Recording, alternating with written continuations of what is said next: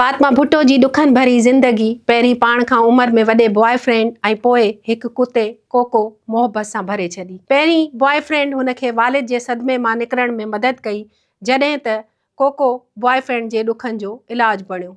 फातिमा भुट्टो उहा सॼी कहाणी पंहिंजी यादगिरियुनि ते ॿधल किताब दी आवर ऑफ दी वुल्फ में लिखी आहे। नाज़रीन, आऊं आहियां फ़हमीदा रियाज़ शेहवाणी, तव्हां ॾिसी रहिया आहियो WTN सिंधी। फातिमा जी कहाणी खां अॻु अचो त पहिरीं ॼाणूं था त फातिमा भुट्टो केरु आहे। फातिमा भुट्टो पाकिस्तान पीपल्स पार्टी जे बानी ऐं अॻूणे वज़ीर आज़म ज़ुल्फ़िकार अली भुट्टो जी पोटी आहे, यानी बेनज़ीर भुट्टो संदसि फुफी हुई। फातिमा भुट्टो जी पैदाइश 1982 में थी। उन वक़्तु संदसि वालिद मुर्तज़ा भुट्टो जिलावतनी जी ज़िंदगी गुज़ारे रहियो हो। कॾहिं काबुल, कॾहिं शाम ऐं कॾहिं लीबिया में रहियो। जनरल ज़ियाउल हक़ जी हुकूमत मथसि अल ज़ुल्फ़िकार नाले तंज़ीम हलाइण जो इल्ज़ाम लॻायो हो, जंहिं ते हवाई जहाज़ अगवा करण ऐं मुख़ालिफ़नि खे निशानो बनाइण जा इल्ज़ाम हुआ। फातिमा भुट्टो जी वालदा लिबनानी औरत हुई। मुर्तज़ा भुट्टो साणस खां उन वक़्तु अलहदगी इख्तियार कई जॾहिं संदसि भाउ शाहनवाज़ भुट्टो जो मौत थियो, जंहिंखे पेरिस में ज़हर ॾिनो वियो हो। मुर्तज़ा ऐं शाहनवाज़ जूं ज़ालूं पाण में भेनर हुयूं। मुर्तज़ा भुट्टो बाद में गनवा भुट्टो सां शादी कई, जेका फातिमा जी टीचर हुई। मुर्तज़ा भुट्टो 1993 में पाकिस्तान वापसि आयो। उन वक़्तु संदसि भेण बेनज़ीर भुट्टो वज़ीर आज़म हुई। 3 सालनि खां पोइ 20 सेप्टेम्बर 1996 ते मुर्तज़ा भुट्टो कराची में पंहिंजे घर 70 किलोमीटर जे ॿाहिरां पुलिस जी फायरिंग में मारिजी वियो।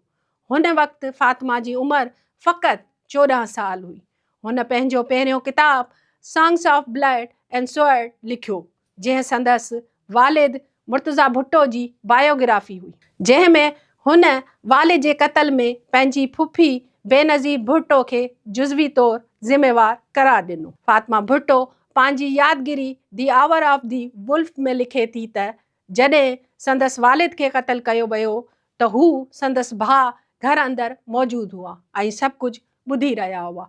खेसि ख़बर हुई त शायदि पंहिंजे मुल्क में कॾहिं बि इंसाफ़ न मिलंदो, पर हुनखे यकीन हो त यादगिरियूं बि मज़ाहमत जो हिकु तरीक़ो आहिनि। तंहिं करे वालिद जे क़त्ल खां हिकु ॾहाको खां वधीक अरसे बाद हू पंहिंजी किताब सां ॿाहिरि मुल्क हली वई त जीअं हू ॿुधाए सघे त संदसि दिलि कीअं टुटी। हू हर रोज़ स्टेज ते बीही पंहिंजी ज़िंदगी जा बदतरीन लम्हा ॿीहर जीअंदी हुई। हू रोज़ पंहिंजे प्यारे वालिद खे विञाइण जो अलमियो सुकून सां बयानु करे सघंदी हुई, पर जेकॾहिं होटल में फ़ोन जो चार्जर न मिलंदो हो त हू टुटी पवंदी हुई। हू शदीद बेचैनी ऐं डिप्रेशन जो शिकार थी वेंदी हुई। न खाई सघंदी हुई, न सुम्ही सघंदी हुई। केतिरा ई ॾींहं ऊंदाही कमरे में लिकी वेंदी हुई। खेसि डिघे अरसे ताईं पैनिक अटैक्स थींदा रहिया ऐं उहो ग़म हुनखे छॾण जो नालो ई न वठंदो हो। पर संदसि मुलाक़ात हिकु दिलि मोहींदड़ मर्द सां थी, जेको उमिरि में हुन खां वॾो हो। हुन चयो त तुंहिंजो ग़म तुंहिंजे चहिरे ते लिखियलु आहे। हू खेसि ॾिसंदो रहंदो हो। हू हैरान हो फातिमा छो न पाण खे आज़ादु करे सघे थी ऐं हमेशह लाइ दर्द खां निजात माणे सघे थी। हुन चयो त हू खेसि उहो रस्तो ॾेखारे सघे थो जेको संदसि ग़म खसे सघे थो। उहो ई संदसि तोहफ़ो हो, उहो ई ऊंदाहे जो दग साबित थियो। फातिमा भुट्टो लिखे थी त हू मर्द साणसि नरमी सां ॻाल्हाईंदो ऐं संदसि होशियारु मज़बूत थियण जी अदाकारी खां मुतासिर न थींदो। हुन खेसि पंहिंजे ख़्यालनि खां ॾिसण जा नवां तरीक़ा सेखारिया, परेशानियुनि खे बदिलण जा तरीक़ा ॿुधाया ऐं बेचैनी जे चकर खे टोड़े छॾियो। हू लिखे थी त जॾहिं उन मर्द संदसि किताबनि सां भरियल अलमारी ॾिठी त खेसि चयो त इहे सभु किताब छॾे ॾे, छो त इहे सिर्फ़ु माण्हुनि खे बेवकूफ़ बनाइण लाइ आहिनि त जीअं हू सम्झनि त हू ज़हीन आहे। फातिमा भुट्टो वधीक लिखे थी त उहो शख़्स हर मौज़ू ते माहिर वांगुरु ॻाल्हाईंदो हो। हू सुठो लॻंदो हो, ख़ूबसूरत ऐं पुरकशिश बि हो, जंहिं सभु कुझु कयो आहे। स्काई डाइविंग, मैराथन, जहाज़ उॾाइण, गाॾी हलाइण ऐं खाधो पचाइण। फातिमा भुट्टो मूजिबि हुन शख़्स कॾहिं शादी न कई हुई।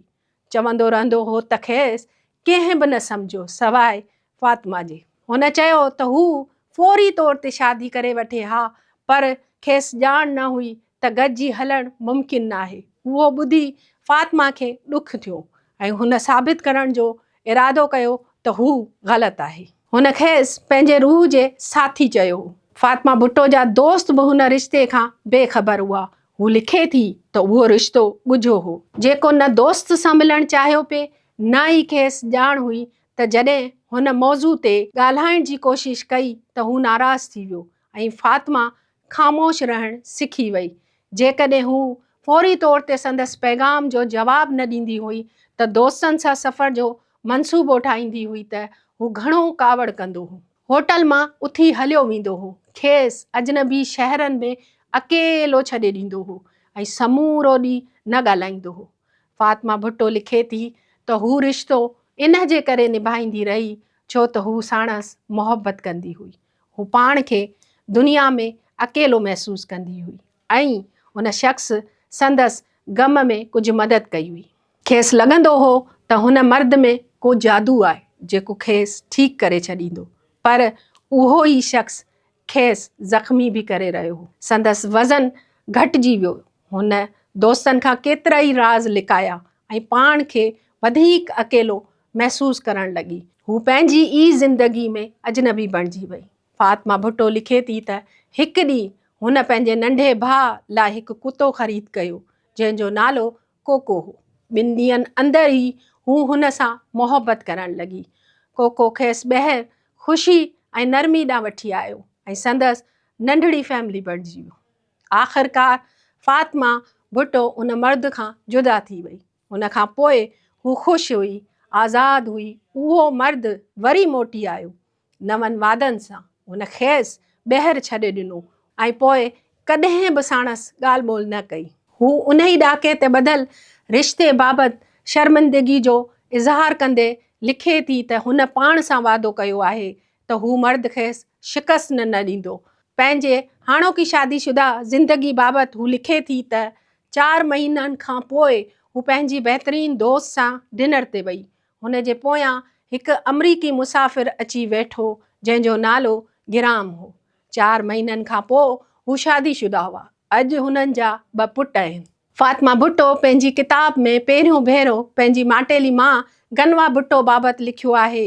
हुन लिखियो आहे त गनवा भुट्टो में ॿियनि खे कंट्रोल करण जी आदत आहे। हू हिकु वाक़ियो बयानु कंदे लिखे थी त हुन गनवा भुट्टो खां पुछो त छा हू पंहिंजी दौलत पाण संभाले नथी सघे ऐं छा हू पंहिंजो हिसाब किताब पाण चेक नथी करे सघे। हुन ते गनवा भुट्टो खेसि गार ॾेई दरवाज़ो बंदि करे ॿाहिरि निकिरी वई ऐं कावड़ में चयो, मूं तुंहिंजे वालिद जी मौत खां पोइ तुंहिंजी जान बचाई ऐं हुन जो शुक्रियो तूं मूंखां हिसाब किताब पुछी करे अदा करे रही आहीं। हुन खां पोइ गनवा भुट्टो घर छॾण जी धमकी ॾिनी ऐं ज़ोर सां दरवाज़ो बंदि कयो। फ़ातिमा भुट्टो मौजिब तशदुद ऐं पंहिंजनि जे वेझनि माण्हुनि खां महरूमी जे अहसास सबबि हू पंहिंजी माटेली मां आॾो सरेंडर करे वई।